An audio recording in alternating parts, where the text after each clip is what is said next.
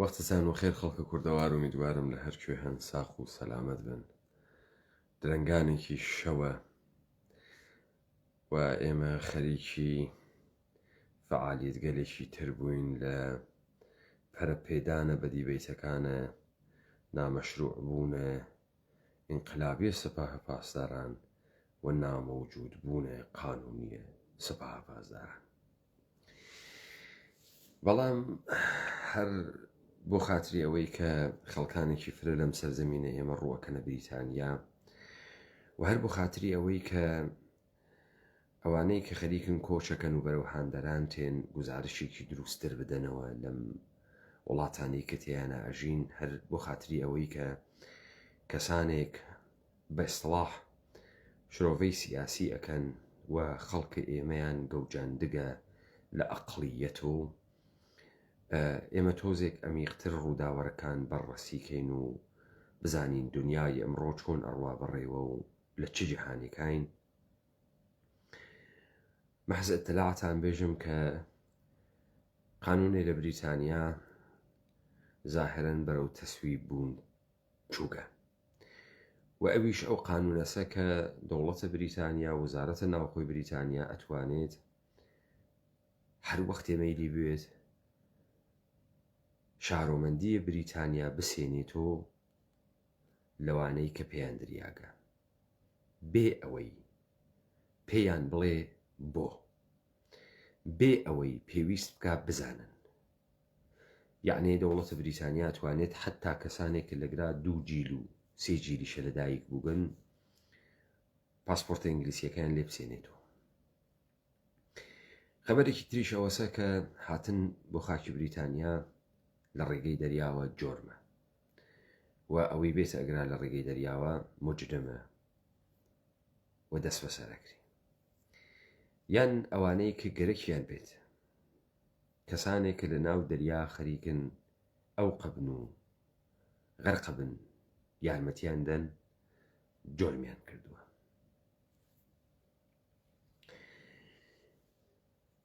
ئێمە لە سەرزەمینە خۆمانە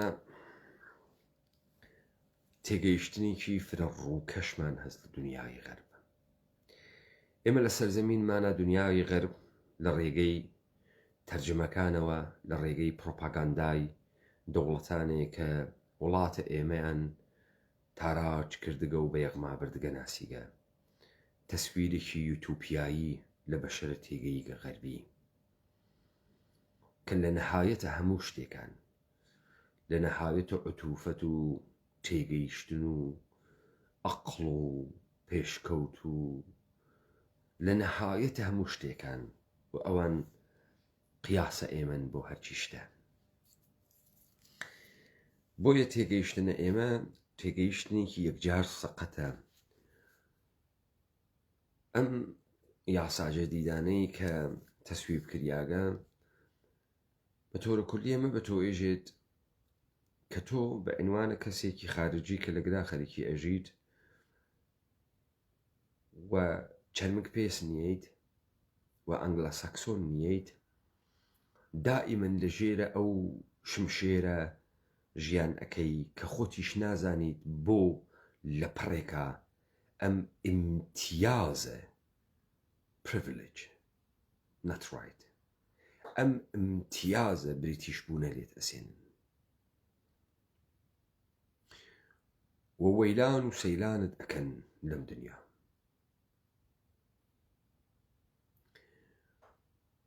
ئەمە چی وەبیرە ئێوە تێرێتەوە؟ ئەمە مەراحلێک وەبیرە ئێوە تێرێتەوە کە بەر لە شەڕە جیهانیە دووەم لە ئاڵمانەوە سەرە جوولەکەکان هاوریا دەستنیشانیان کردن،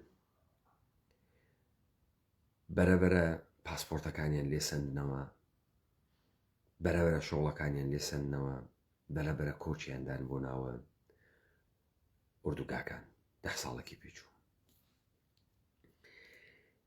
تەواوی ئەوانەی کە فکریانە کرد حەقیان هەست و مافیان هەست و ماف شتێکە کە بەشەر ئوروپایی کەشفی کردگە و فرشتە قەشەنگێکە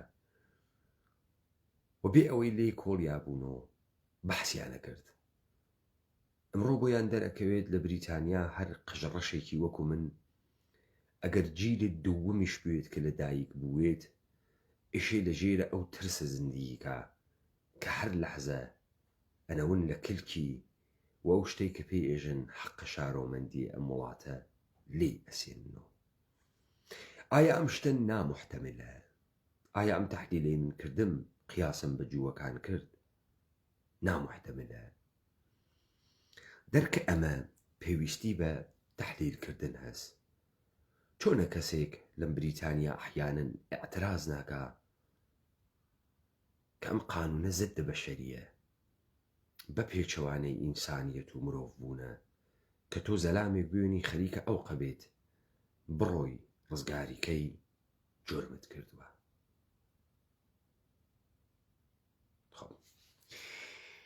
تا حدودی خەریکە ئەو سەرا بە ئێمە و ئەو دەرکە ئێمە لە دنیای غەرب ئەگۆڕێت. ئەو تەبلیغە کە خۆمان بۆ خۆمان کردبوو لە ژێر ناوە مافم مرۆڤ بەزەییە کە فکرمانە کرد دنیا ئەگەر ئێمە هاوارکەین قوربانین ئێت بە پیرمانەوە. ئەم دەرکە سەقەتە ئێمە لەکوێ تێت و ئێمە چ جوابێکمان بۆ ئەمانە هەست. بۆ تەمامێ و کوردانەی وا ڕوو ئەکەنە وڵاتە بریتانیا بە تایبەتی مستەقیمەن لەسەر زەمین و کوردەوارۆ تێن بەرەو ئەگرا. بە چ تەزمینێک و تۆ لە گراژیان ئەەکەی مەگەر بە تەزمینە قانون ژیان ناکەی؟ دە ئەو قانونە بە تۆ ئێژێت ئەوەی کە تۆ پێ ئێژی مافی شارۆمەندی ماف نییە، امتیازە، حەق نییە، امتیازە، پرڤیلێجە. میلمان بێ ئەیدەی، میلمان بێ نایدەی، هەر وەختێ میلمان بێ لە تێسێنینەوە. خب ئێستا چه اتفاقێک کەوتکە لەگرا؟ تەحلیلهای ئێوە چییە؟ وەڵا بریتانیا زۆری بۆ هاتکە و پەنابەری فرەتی تێت و ئەوروپا زۆری بۆ هاتکە و تەواوی وڵاتانی ڕۆژهەڵاتینی و ڕاست کۆشیان کردگە و خەریکردین.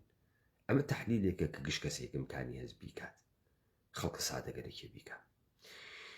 بەڵام لە واقعا تەحلیلەکە ئەمە نییە و ئەو جۆرەی کە من بۆی ئەچم و قیاسم کرد سەرەتا بەوەی جوولەکەکان داستانی وا لە پشتا. دیسانەوە تکراری یەکەمەوە قانونەکان کە تەسویب کردیاگەن قانونە ئەوەڵ بریتیش سیتیزن پرڤیلێجە و ڕایت نییە. بریتیش سیتیزنی امتیازە و حەق نییە و هەر وەختی وزارەتە کشوەر یعنی هۆم ئۆفیس تەشخیص با بێ ئەوەی بە تۆ بێژێت، بێ ئەوەی تۆ حەقی یاساییت بێت شەڕی بکەی بۆ هێشتنەوەی لێ تێسێنەوە. هیچێکیشە بێ ناهێژن. ئەوەی دووەم، ئەوەی بە ڕێگەی دەریابێت ئەم خاکە موجرێمە. ئەوەی سێهەم، هەر کەسێک ئەم موجریمانەیە کە گەرەکێنە بێنە ناوە مەخاکە ڕزگاریان کات موجرێمە. ئەمە ئیستا خەریکە یەواش یەواش تەکانەتانەدات دەرمەوردە شتێک بە ناو مافم مرۆڤ. مافم مرۆڤ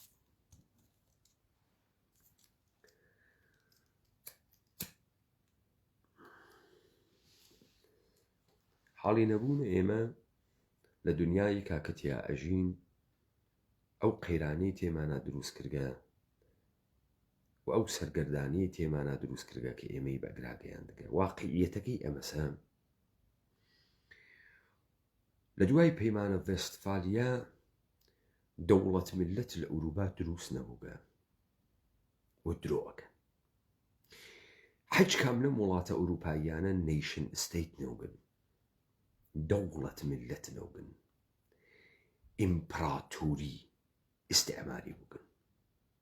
هیچ کامیان بۆ یەک لەحزە لە تاریخا دەوڵەت میلەت نەوگن. بریتانیا، فەڕەنسا، بلژیک، پۆرتەقال، سپانیا، هۆلەند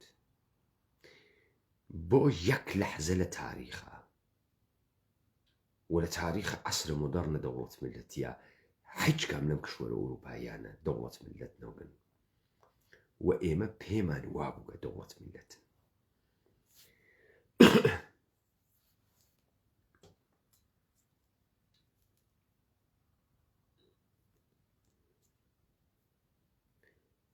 تەنیا لە قەرنە 19ەمە هەنێ وڵاتە باڵکان دەوڵەت میلەت بوون تەکە یۆنانە.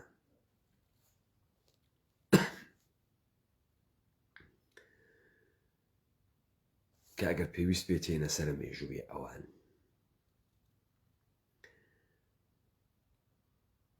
بەڵام چه اتفاقێک ئەفتگە ئەم جۆرە شیعارانەی وا کەوت کەسە سەرت دەمە مەردم بە تایبەتی ئێمە گەلێک کە بەحسە کوردمانە کرد فرەمان ئەبیست لەوانەی کارمەندانە دەوڵەتی یەهودە ئێرانی یانوت خەڵکی ئەوروپا زۆریان شەڕ کرد بۆ سنوورەکان، بەڵام خۆیان هاتن سنوورەکانیان لابرد.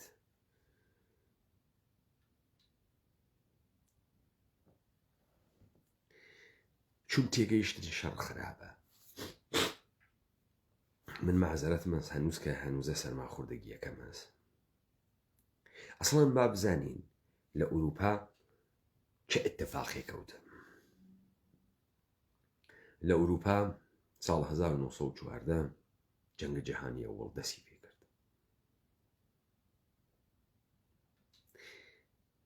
جیهان ئیمپراتوری بوو، ساختارە ئیمپراتوری بوو.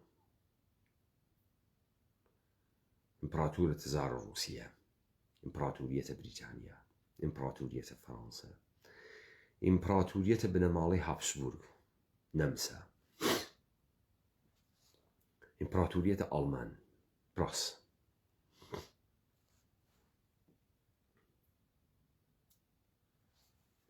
کە ئەمانە یەک بستە زەمینیان بەسەر ئەم گۆی زەمینە نەهێشت کە دەستیان پێیان نەکێشابێ. یەک بستە زەمین تەواوە ئەم دنیانە تەنیەوە گرتیان.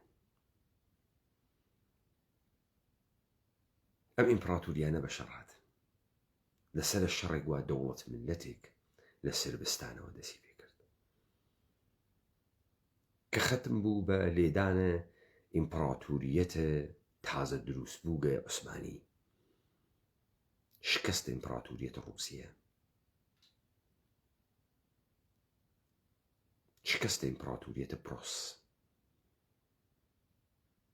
ئیمپراتوریە زەمینیەکان شکستیان خوارد، بەڵام ئیمپراتوریە دەریایەکان سەرکەوت. ئیمپراتوریە فەڕەنسا، ئیمپراتوریە بریتانیا سەرکەوت. ئێستا دوای شکستە ئەمانە کۆمەڵێ دەوڵەت دروست ئەون، دەوڵەتانە لە دوای شکستە ئیمپراتوری. لە ئەوروپا چکسلۆواکی، لە ئەوروپا لەهستان یعنی پۆڵەند، لیتڤانی و ئەم وڵاتە بولغاریا و ئەوانە.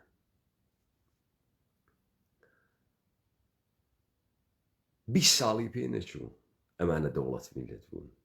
20 ساڵی پێ نەچوو ئەم وڵاتەی ئوروپای شەرقیە دەوڵەت میلەت بوون. بە جەنگە جیهانی دووەم دیسانەوە لە دەوڵەت میلەتی دەراتن. بڕێکی فرایان چوونە ژێرە دەسە اتحادە جەماهیرە شەوروی. نەتەیە ئەحدنامەکانە جۆرا و جۆرا.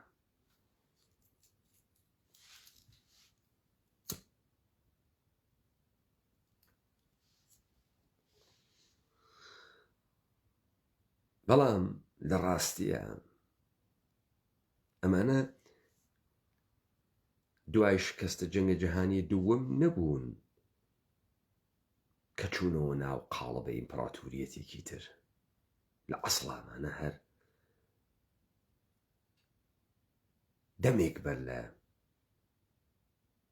1939 ئەم وڵاتانی ئەوروپای شەرقیە لە ژێرە هێژمۆنی و قودرەتە ئاڵمانە بوو. ئاڵمان قودرەتە سەنعەتی بوو، سادراتی کرد و ئەوان قودرەتە کشاوەرزی بوون، جوتیاری بوون. ئەوان دەبوایە مەحسوڵاتە کشاوەرزیان بفرۆشن، وەگەرنە ئەگەنی و ئەڵمان لیانی ئەسەند. بە شدت وابەستە بوون بە قودرەتە ئەڵمان و ئەڵمان بەس یەک دانە چەکوشی لێندا. بەڵام جەنگی جیهانی دووەم چه ئەتتەفاقێکی لە دنیا دروست کرد. بزانە ئێمە گشتمان واینە ناوە ئەم قاڕەیە ئوروپا. عادەتمان کردگەینی ژین ئوروپا، نایژین سکاندیناڤیا و سوئێد و فەڕەنسا و ئیتالیا و ئەڵمان و سویس و ئەمانە نایژین، یەژین ئەوروپا، نایژین بریتانیا. چه ئەتتەفاقێکە و لە جەنگە جیهانیە دووەمە ئیمپراتوریەکان مابوون، ئیمپراتورە سەرکەوتنە، ئەوانەی کە سەرکەوتە بوون مانەوە تا جەنگە جیهانی دووەم. بەڵام جەنگە جیهانی دووەم هەر ئەمانە سەرکەوتنەوە دیسان. بەڵام جەنگە جیهانی دووەم چه ئەتتەفاقێک کەفت؟ جەنگە جیهانی دووەم ئەمە بوو کە فۆرمە ئستعماری وە بەبەردەکێشان کە لە تەواو دنیا ئوروپا تەحمیلی پێی کرد و هاتە ناو خاکە ئوروپا. فۆرمە ئیدارەکردنە بەردەداریە جەهان و ڕەفتارە بەردەداریە جەهان لە ژێر ئستعمار هاتە ناو ئوروپا. یعنی ئادۆڵف هیتلێر چی کرد؟ ئادۆڵف هیتلێر ڕووی کردە ئستعماری و ڕوانینە ئستعماری لە دەرەوەی ئوروپا هاوردە ناو ئوروپا. دەسەڵاتێکی بەرتەری تێکنۆلۆژیک کە ئێستا گەرەکیسی ئەو ڕەوابەتەی کە ئوروپا لە جەهاندای نیاگە بێریتیە ناوی ئوروپا.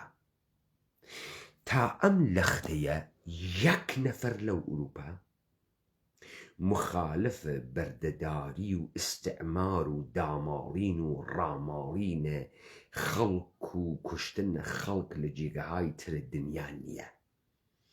نایژێ دزین و تاراجە سروەتە دیگەران خراوە، نایژێ بەهرەکەشی لە ئینسان خراوە، نایژێ مافە مرۆڤیشمان هەس. بەڵکو ئەمە ئادۆڵف هیتلێرە تەهدیدێکی گەورە تێرێتە ناوە خاکە ئوروپا. یعنی ئادۆڵف هیتلێر خوی ئەستعماری تێرێ. خوی ئەستعماری چیە؟ ئێژێ منە وڵاتانیە و وڵات حساب ناکەم. چێژێ وڵات؟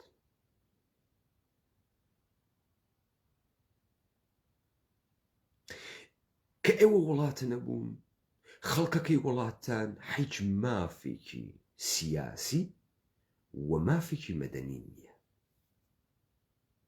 ئەم ڕەفتارەی لەگەڵ ڕووسەکانە کرد، ئوکراینیەکانە کرد، لەهستانیەکانە کرد و ئەوانەی تری ئوروپای غەربی وەکو دەسەد و بندەسە خۆی تەماشا کرد.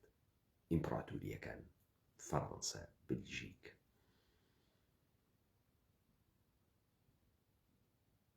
ئەمە زەنگە خەتەرە ئوروپا بوو، زەنگە خەتەرە خەیرێ گەورەیەک بوو. لەگرا بەشەریەت بە لووتکە نەگەی، بەشەریەت تەماشای عەکسە برسیەکانە ئافریقایی نەکرد. بەشەریەت کە ئێژم ئینسانە غەربیە، تەماشای تەعەداکان و تەجاوزی نەکرد، تەماشای ڕاماڵین و دزینە سروەتە دیگەرانی نەکرد، تەماشای دەخاڵەتهای عەجیب و غەریب لە سەرزەمینە ئەوانی نەکرد. دانەیە فیلسوف، دانەیە ئینسانە ئازاد فکر کات و بێژێ ئەمە کارە خراوێکە، فرە کارە خراوێکە، ناوێ وا بکەین. ئەم نانەمانە پێ ناخورێ، بۆی خوێنەدا. باوەڕکەن وا نەبوو. دانەیە پڕ زۆر هات وتی کێژێ ئێوە وڵاتن؟ ئێوە وڵات نین، حەقە مەدەنیشتان نییە، حەقە سیاسیشتان نییە. ئوروپایەک کە ئاشنا بوو لەگەڵ فەرهەنگە ئستعمار، هەستی بە ئستعمار لە خۆیان نەکرد بوو و ئاڵمان هات بوو ئستعماریان کە. ئایا ئەڵمانی ملەتێکی چەپەڵن؟ ئەوروپایەکان هویان کردن. وەختی ئەرتەشە سوورە ڕووسیە چووە ناوە خاکەکانە برلین،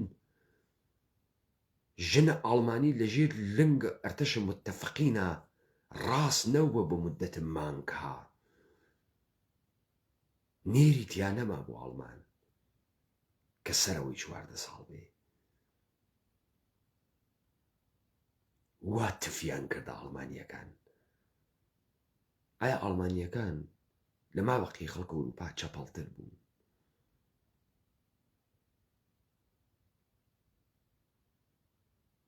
ئەمە ئەو تاریخە واقعیەسە ها کە ئێمە دوای ئەوەی کە ئەوروپایەکان گەرکیان و خۆیان غوسڵە تەعمید بن و خۆیان پاککەنەوە، پێشن دەسە ئێمە سوور نییە بەخوێن، ئێمە کارگەلە ئشتبایەکمان کرد، بەڵام ئێمە دەرسە گەورەمان لێ وەرگرت. فەشیزم فرەخراوە، نەزیسم فرەخراوە. نا، درۆکەن هیچ دەرسێکیان لێ نەگرت. دەرسیان لێ نەگرت کە ئەمانە خراون. ترسیان لەوەی کە ئەم ڕەوابەتە بەردەداریە هەرگواکە لە ئاڵمان دەستی پێکرد لە جێگەیەکی تریش لەم دنیا دەست پێ بکاتەوە، یەخەیان بگرێت.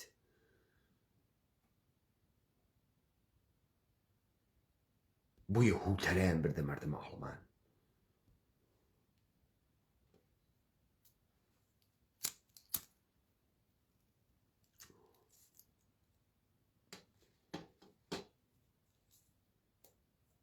ئەم ئیمپراتۆریە دەریایانەی کە دیسانەوە سەرکەوتن بەرەبەرە لە دوای جەنگە جەهانیە دووەم قودرەتە ڕاگرتنە وڵاتانە مستەعمەرەی خۆیانیان لەدەستدا. بۆ خاتری هەبوونە گاندی نەبوو، چون هندوستان فقط گاندی بوو، ئەویش مبارەزاتە بە دوور لە تونند و تیژی ئەکرد. دەخۆ ئوگاندا نەیبوو، دەخۆ کۆنگۆ نەیبوو، دەخۆ زەئیر نەیبوو، گاندی نەبوو. ئەی ئەوان چۆن مستەقل بوون؟ ئیمپراتۆری گەلە ئەوروپایی ئوفولیان کرد.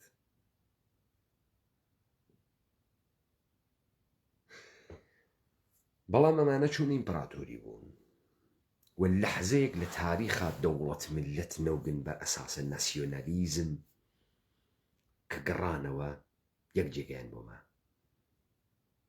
قاڕەیە ئوروپایان بۆ ماوە، گەڕانەوە بۆ قاڕەی ئوروپا. تۆ وەختی ئیمپراتۆریت بوێت سنوورێکی گەورەت بۆ بازرگانی ئازادگەرەکە.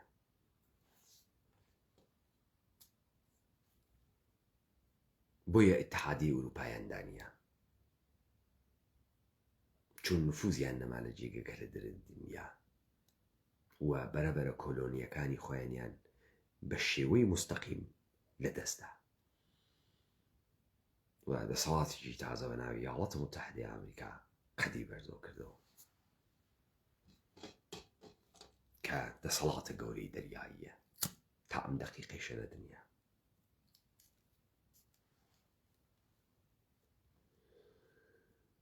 ئەوە بوو کە بریتانیا هاتە ناو ئیتحادیە ئەوروپا. تا ئەم لەختەیە، تا هەفتاکان و هەشتاکان بریتانیا دەوڵەت نییە، دەوڵەت میلەت نییە، ئیمپراتۆریەتەکە کە هاتکەسەوە ناوە ئیتحادیە ئەوروپا. دیسان دەوڵەت میلەت نییە، دیسان ناسیۆنالیزمیان نییە، دیسان ناسیۆنالیزم نییە. دوای برێکزیت بۆ ئەووەڵین بار لە تاریخە مۆدەرنە ئیمپراتۆریەتە بریتانیا بووگەسۆ دەوڵەت میلەتیستە. بریتانیا بووگەسۆ نیشن ستەیت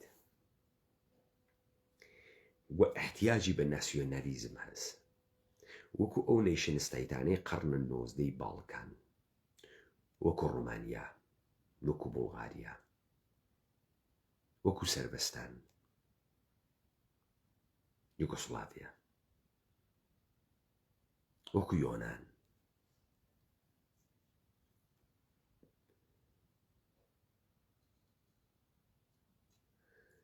ئەمما وڵاتگەڵ اتحادیە ئەوروپا چیان پێات ئەوروپای شەرقی ساڵ 1991 و اتحادی جەماهیری شەوروی کولەن لەبینچوو و ئەمانە یەک لە دوای یەک زاهرەن استقلالیان گرت.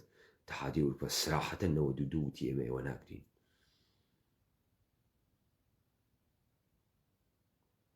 نەوە دووسێ بیرێکیان لێ کردەوە بە شروتێک قەوڵیان پیان نەدایەوە ئەیان تێرنە ناو اتحادی ئەوروپا.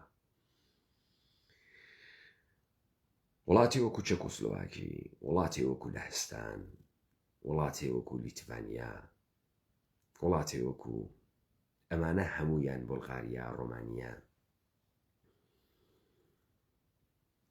بە تایبەتی ئەوانەی کە لە دڵت جەنگە لە یەکترازانە ئیمپراتوریەکان هاتنە دەرەوە نەیانتوانی دەوڵەت میلەت بمێنێنەوە دووبارە، نەیانتوانی هاتنە ناو اتحادی ئەوروپا. پس تۆ دیت لە مەقتەعی جەنگ جەهانی ئەووەڵا بڕێ دەوڵەت میلەت لەدایک بوون، پۆڵەند، لیتڤانیا، چەکۆسلۆڤاکیا، 20 ساڵی پێ نەچوو چوونە ژێرە دەست ئیمپراتوریەکێکی تر، هەر بە مەحزێ نەجاتیان بوو لە دەست ئیمپراتوریەتێکی تر کەوتنە ناو اتحادی ئەوروپا. ئەمانە یەک لەحزە لە تاریخە دەوڵەت میلەت نەوەن کەچی ئەو کڵاوە گەورە چوە سەر ئێمە بەناوە دەوڵەت میلەت. وا سەرزەمین و کوردەواریان لە دەستمان دەراورد، وا ئەم جەهانە کوردیانە لە دەستمان دەراورد. دەوڵەت میلەتی ساختەی دوای شەڕیان بۆمان دروست کرد.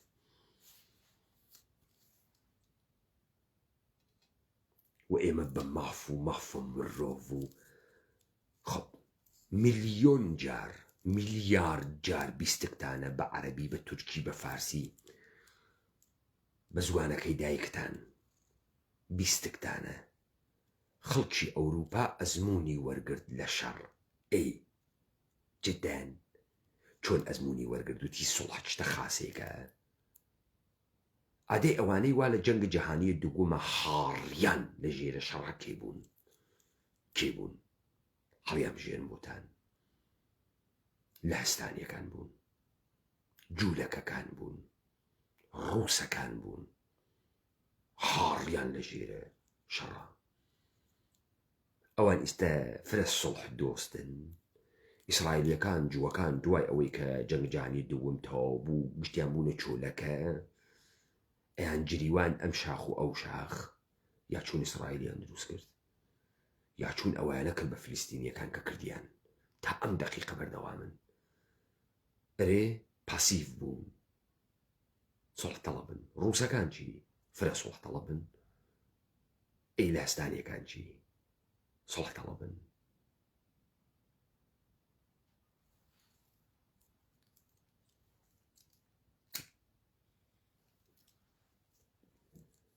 پس ئێوە دیتان ئەو ئەوروپایانەی وا لە ژێرە دەسە شەڕە هاڕیان سوڵح تەڵەب نییەن. ئەی ئەمانەی وا خەمزاکە نێژن ئێمە سوڵح تەڵەبین، سوڵح تەڵەبن. یا شکستیان خوارد قرچۆ بوونەوە هاتنەوە. دە ئیسلام قەوانینە بۆ لە بریتانیا تەسویب بکرێ. بریتانیا بۆ ئەوەڵین بارە لە تاریخاوێتە دەوڵەت میلەت، بۆ ئەوەڵین بارە ئەحیانە ناسیۆنالیزمی ئینگلیسی کارەکە. دەی ئەم قەوانینە کە ئەحیانەن پێشێلکەرە مافە ئینسانە بە قەوڵە ئێوە کە ئێستا بریتانیاژە مەیلە خۆمە، خاکە خۆمە، هەنە ملەتە خۆمە، مەیلم بوێ ئەو دەمێ، مەیلم بوێ ناو دەمێ، تۆ نۆکەرە منی. ئەمە خۆراکە داخڵیە ناسیۆنالیستی هەست. بریتانیا چۆن سابت بکا بووگەس و دەوڵەت میلەت و خەڵکەکەی خۆی، چۆن سابت بکان ناسیۆنالیزم لەگرا حاکمە و سەروەریە بریتانیایی حاکمە لەگرا، چۆن سابتیکە؟ بڕۆ پەلامارە وڵاتێکی تر بە نازانم شاید لایەن دەبیدا چیەکە؟ ئیستا دەسەکا بە نەشیتە وەتەنی دروستکردن بە قەوڵە ئێوە، سرودە نەتەوەی دروستکردن، نێسیان سرودە نەتەوەییان نییە، دەدانیان نییە. ئیستا شروعکاوە دروستکردن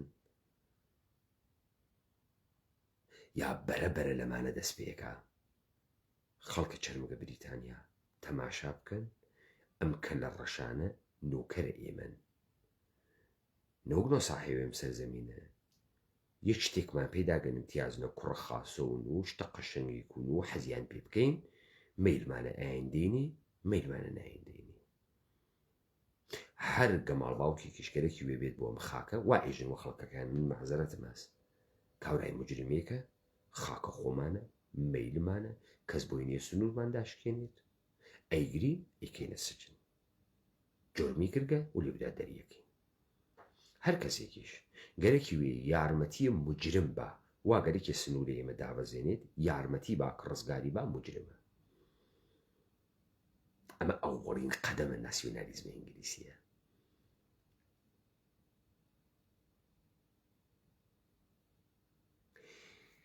وتم چەند ساڵی پێچوو لە ئاڵمانە جوولەکەکانیان گەیاندە مەرحەلەیە ئاخر سووتاندنیان 10 ساڵی پێچوو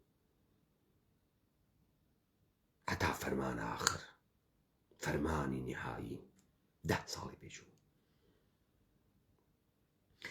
ئەحیانە دەوڵەتە ناسیۆنالیستی بریتانیا ئێستا کە گەرێکی بێتۆ ناسیۆنالیستی چۆن ئێشێ نشانی با دەوڵەتێکی ناسیۆنالیستیە بۆ ئەووەڵین بار لە تاریخە بووکەس و دەوڵەت میلەت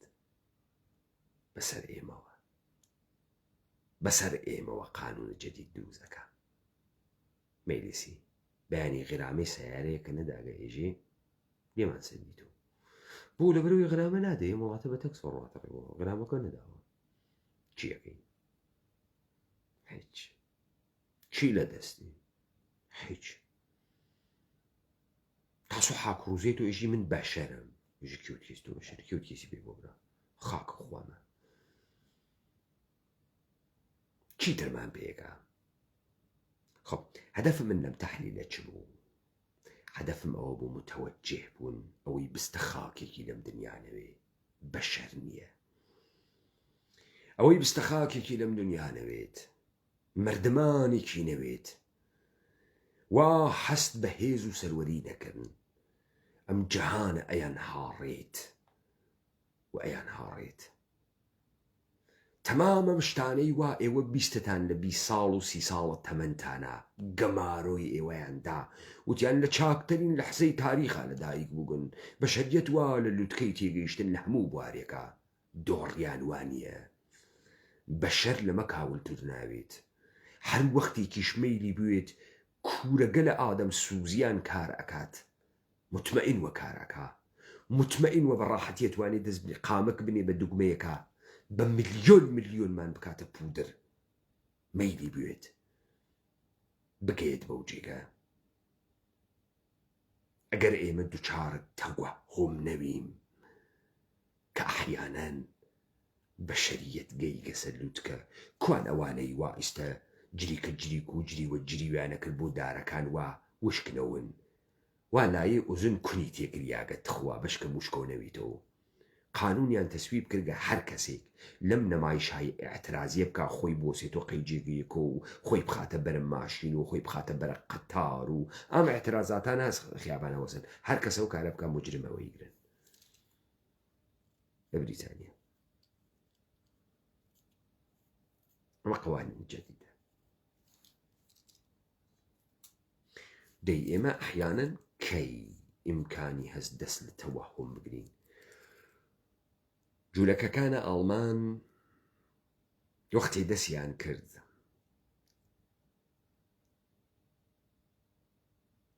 بە مارکلێدانە دەرە ماڵیان خەڵکە ئاڵمانیان و داخمەمانە چیان کردوێت کەسێک بە منی وتی لە تارانە ئەڕووین بەڕێوە خانمەیەک لە پشت و پیاگێک لە قەیەکی کێشا بە ژنێکە هەر لە خۆیوە وتی هیچ کەسی ئاوڕی نەداوە لە ژنەکە بەس یەکێ لێی سوعالی کرد کارێکی خراپە کردو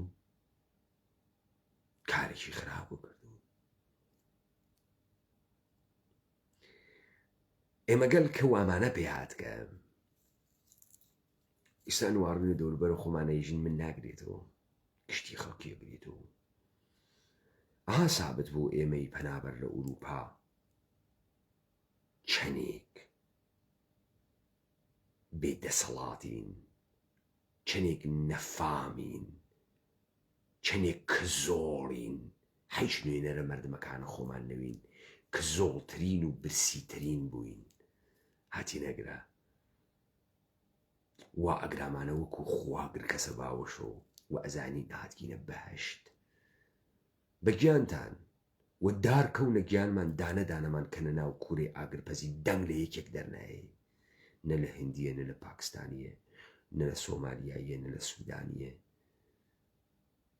نە لە کوردێ، نە لە ئەفغانیە، دەنگ لە هیچ کەس دەرنایە، خوان نەکا بێ ئەشێوێت.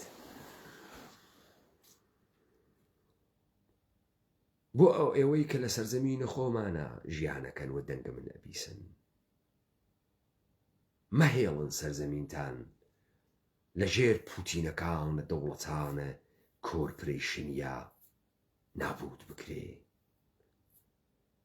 مێڵن وەکو ئێمە تەجروبەیە ئاوارگی ئەم جەهانە بکەن، ئەوەی بستە خاکێکی نەوێ خودا و ئەستێرە و ئاسمانگی کووە،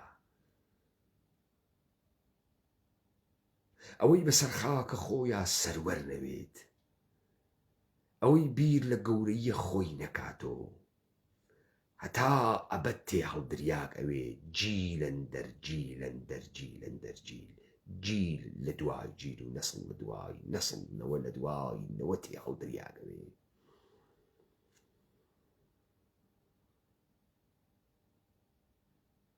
بریتانیا خەریکە تەمرینە ناسیۆنالیست بوونەکە،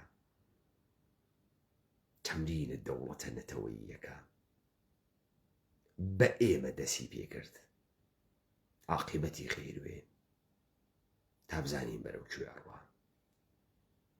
پس ئێوە ئەمشەو لە من فێر بوون بۆ یەک چرکە سات ئەمانەی وا ئێمە فکرمانە کرد دەوڵەت میلەتنمان و میلەتی ئەڵمان تەماشاکردن و میلەتی فڕەنسا یەک لەحزە لە تاریخە دەوڵەت میلەت نەبوون، ئیمپراتۆری بوون، گشتیان ئیمپراتۆری بوون. ئەوە ئەووەڵین بارە بریتانیا تامە دەوڵەت بوونەکە، وەلێ ئێمە ئیمپراتۆریەتە گەورەی دەوڵەتە کوردیمان لە سەرزەمینە کوردەوارا بوو، وەکو ئاوی خواردن لە دەستمانیان دەراورد، حکمانیان کرد. لێم دوا بووینەوە کزۆڵ و تێ هەڵدریاگ و وە قەوم کریاگ و بچووک بوو بوو، خەفیف بوو بوو، خار بوو. ئێمە بووین بە بازاڕە وڵاتانە ئیستعماری،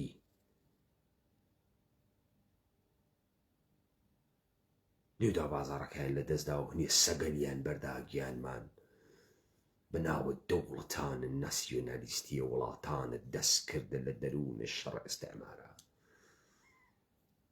ماهیەت و وجود و عەقڵ و ڕۆح و گیانمانیان تاڵان کرد، مشتێ وەڕ و گێج و کاول لە دنیای ئەمڕۆ بەردریاگین. بڕیاگ لە کولتوری خۆمان، بڕیاگ لە سەرزەمینە خۆمان، بڕیاگ لە ڕگ و ڕیشە و بنەچەق و ماهیەت ئینسانیە خۆمان وایان پێمان کرد، وا هەزار دەردیان کردگەسە گیانمانە و مەگەر مۆعجزەکەین بەسەر ئەم گشتە نەهامەتە تەسلیم بووین. ئەم دیبەیتم کرد و خەبەر بێن، دەست لەم تەوەهومە هەڵبگرن، ئەم وەهمە بنینە کنار، سێبەرە دوژمنێکە هەڵت ئەدڕێها بەڕاسەر تۆ. ئەمە گشتی تەوەهومە، تۆ بە تەوەهم خەریکی زندگیەکەی. وا دیتی یەک نەفەر لەگرا ئێترازی نەکرد چۆن ئینسانێگەرێکی ئینسانێکی تر ڕزگارکە موجرمە، یەک نەفەر ئێتراز ناکە. داکوان ئەو دەمەوەرە پەنابەرانەی وەکو من لەم سەرزەمینە پەنابەرن وا ئەوروپا ئەکەن و مافیە ئینسان و بەڕاستی ئەوروپا کوا ئیستا یەک نەفەر ئێترازکە. بزان پیاک هەن، ژن هەن، ئێعترازکەن.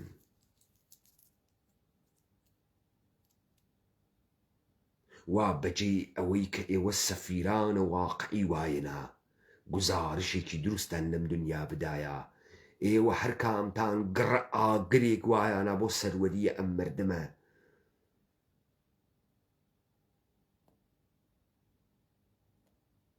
بوون بە عاشقانە ئاوڕوو پایەوا لێ تێنەگەیون چون قەبارەتان بچووک کریاوە هات نەگرا بە گەورەی نەهاتن بە بچووکی هاتن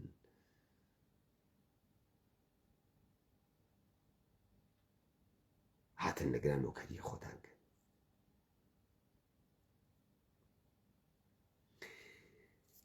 ئەوە حاڵ ڕۆژێکەوە تێ ئەپەڕێت و یەک لە دوای یەک یاساتێت ئەوش خوێندنەوەی من بوو بەرامبەر بەم یاسانە دابزانین لە داهاتوو چیتر بەرەبەرە وردە وردە لێت ئەسنرێتەوە ئەگەر ئێوە حاڵیتان ناوێت چه ئەتەفاقی خەریکە ئەکەفێ با بزانیت تۆ ئینسان نیت بەس لەبەرەوەی کەللت گۆشتی وا پێوە شەکڵە ئینسانە دەی تۆ ئینسانی وەختێک دەوڵەتێک پێناسەی ئینسانیت بکە نظامە سوڵتەی جود و کریسیانەتی ئەگەر قانونەکەی نەیکا ڕەفتار ئێستعماری تەکاکەن هاوتم ئاڵان چی کرد متود گەلێ ئێستعماری هاوردە ناو خاک ئەوروپا وتی کێژە تۆ وڵاتی کێژە تۆ مافە سیاسی دەست کێژە تۆ مافە مەدەنی دەست کێژە تۆ بەشەری تۆ خوا دروستی کردگە نۆکەرە منوی هەنە منی دابزانین وردە وردە بەرەو ئەوێ ئەمانوان چون تۆ ئەحیانەن بە یاسا لەگرا دانیشتیوان نییە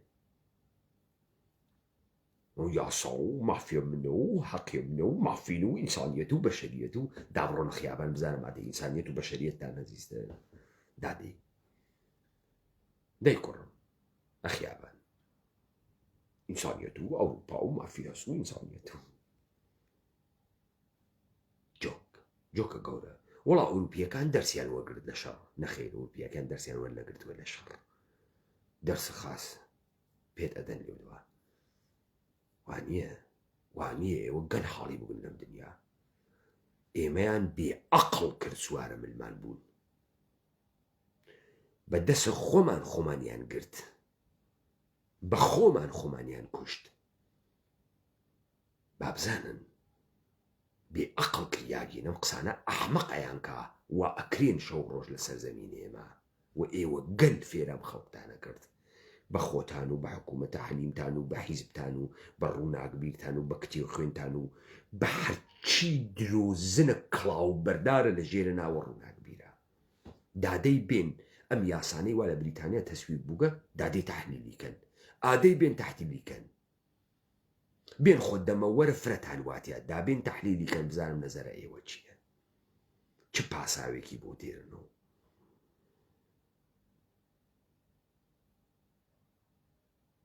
لا ئێوە خۆش